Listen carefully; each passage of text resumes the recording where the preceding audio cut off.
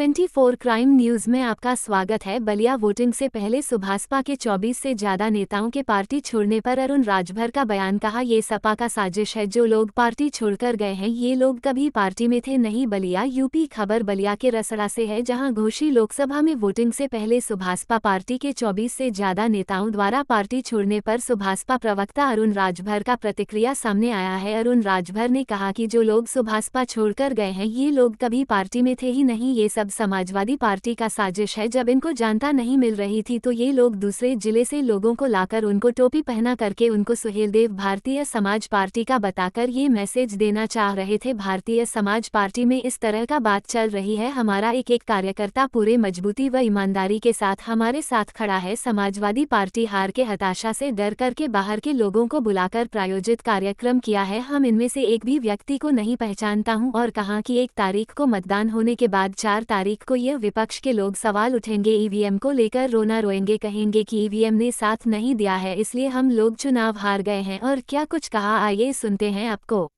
तकरीबन 2 दर्जन से ज़्यादा जो आपके उस भाजपा के जो नेता हैं वो पार्टी छोड़कर और दूसरे पार्टी में वो चले गए हैं।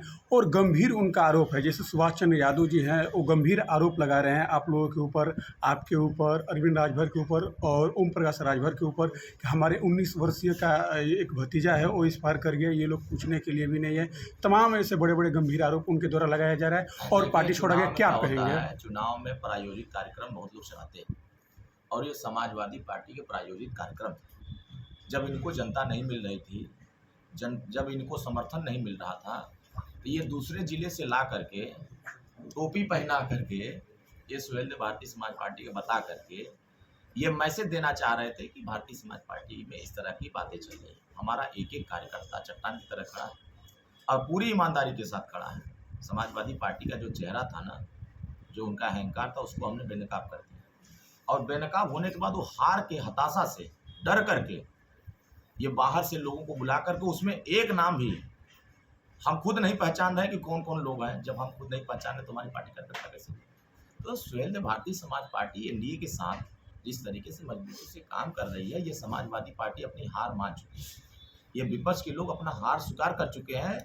मोदी जी के सामने ये लड़ने की अब क्षमता नहीं रख पा रहे हैं। देखिएगा, चुनाव संपन्न होगा, 1 तारीख को वोटिंग हो जाएगा कल, और 4 तारीख को जब मतदान गिनती शुरू होगी वोटों की, तो ये सभी विपक्ष के लोग ईवीएम का गाना शुरू कर देंगे। ईवीएम ने साथ नहीं दिया, ईवीएम ने साथ नहीं दिया, ईवीएम ने साथ नहीं दिया, ये ना करेंगे और ये खटाखट हटेंगे। तो आपका कहने का मतलब ये था कि जो 24 से ज़्यादा जो लोग छोड़े थे उस भाजपा के, वो पार्टी के, आपके पार्टी के नेता वो लोग नहीं थे? बिल्कुल नहीं थे। देखिए क्या है कि हम तो बोले प्रायोजित कार्यक्रम समाजवादी पार्टी हमेशा करती है। जब जब चुनाव आते हैं या कहीं भी कोई बड़े आयोजन होते हैं तो इस तरह के प्रायोजित कार्यक्रम समाजवादी पार्टी करती है। हमारी पार्टी एनडीए गठबंधन पूरी मजबूती के साथ चुनाव मैदान में है। हमारा एक एक कार्यकर्ता वोट दिलाने के लिए बूथ पे काम कर रहा है और सक्रिय रूप से काम कर रहा है। जो खुद अपना वोट नहीं डाल सकता प्रत्याशी, वो दूसरे को दूसरे जिला से ला करके इस तरह का हरकत करा करके अगर वो वोट की इंतजाम कराना चाह रहा हो तो उनको वोट मिलने वाला नहीं है।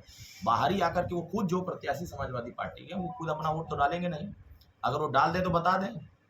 बाहरी लोग आ करके अगर बड़ी बड़ी बातें करें, झूठा झपाट पंचायत बतियाएं, अब उत्तर घोसी लोकसभा क्षेत्र की जनता ऐसे घमंडी लोगों को पहचान चुकी है। इन्हीं के नेता ने कह रहे थे कि घमंडी राय है ये, इन्हीं के नेता कह रहे थे ना कि ये अपना बूथ नहीं जिता पाते हैं। तो जो अपना बूथ नहीं जिता पाता है वो घोसी को कैसे जीत लेगा? घोसी की जनता बहुत समझदार है। घोसी की जनता विकास को पसंद करे। आज 3 घंटा में हम अगर लखनऊ पहुंच रहे हैं तो घोसी की जनता इससे खुशहाल। आज वो विपक्ष हमेशा से साजिश करता रहा है। वो तो साजिश ये भी कह रहे हैं संविधान खत्म हो जाएगा, वो तो ये भी कह रहे हैं आरक्षण खत्म हो जाएगा, वो तो ये भी कह रहे हैं कि लोकतंत्र खत्म हो जाएगा। क्या है, आप पुराने बाइट उठाकर देखिए 2022 की। समाजवादी पार्टी सुप्रीमो ने कहा कि 2024 में अगर 22 में मोदी जी की सरकार, योगी जी की बन जाएगी तो 24 में फिर चुनाव ही नहीं होगा। तो ये रटी रटाई बातें जो समाजवादी पार्टी और उसके गठबंधन के लोग कर रहे हैं, मुझे ऐसा लगता है कि समाजवादी पार्टी के लोगों को अब पब्लिक नहीं मिल रही है। आए तो थे शहजादे साहब, दोनों जोड़ी लेकर के आए थे, फ्लॉप हो गई, भीड़ आई नहीं, कुर्सी खाली रही। अब बेचारे मुंह लटका के चले गए और बता दिए कि चुनाव यहाँ एनडीए गठबंधन और छड़ी जीत रही है। देखा ना, छड़ी की चर्चा कर रहे थे। अब छड़ी को जिताने के लिए समाजवादी पार्टी के नेता ने अपील करके गए। समाजवादी पार्टी सुप्रीमो ने कहा कि छड़ी को जिताइए और विकास को आगे बढ़ाइए। तो जब वहाँ उनके सभा में हमारी छड़ी की चर्चा हो रही है तो आप समझ सकते हैं कि अब वो मान चुके हैं कि हार चुके हैं। एनडीए गठबंधन प्रत्याशी डॉक्टर अरविंद राजभर भारी अंतर से घोषित जीतने जा लगातार मजबूती की तरफ जा रहा है। विरोधी लगातार उनके मंशा पर पानी फेरते जा रहे हैं।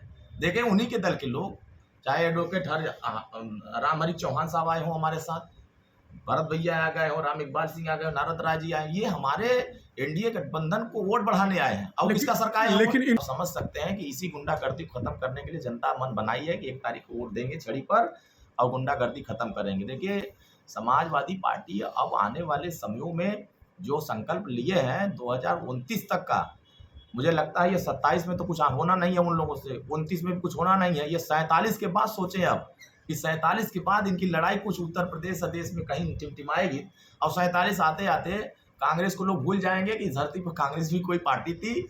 लोग समाजवादी पार्टी को भी भूल जाएंगे कि उनकी पार्टी कोई थी, क्योंकि अब एनडीए के साथ भारतीय समाज पार्टी बहुत ताकतवर होती जा रही है। हर वर्ग का समर्थन मिल रहा है। ये क्या कह रहे हैं, चौहान वोट नहीं दे रहा है, ठाकुर वोट नहीं दे रहा है, ब्राह्मण वोट नहीं दे रहा है, ये कह रहा है ना, जबकि समाजवादी पार्टी को एक भी वोट नहीं मिल रहा है।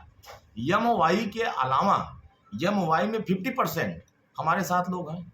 अब वो बेचारे 50% में टिमटिमा रहे हैं और उसके बाद सारे 80% 90% वोट छोटे वर्ग के लोग, हर वर्ग के लोग बड़े पैमाने पर छड़ी का बटन दबा करके डॉक्टर अरविंद राजभर जिताने जा रहे हैं। अब समझ सकते हैं कि जब बूथ गिनती होगी तब विरोधियों को गश्ती आने लगेगा। जब पहले राउंड का गिनती होगा ना, देखिएगा विरोधी गश्ती आ जाएगी।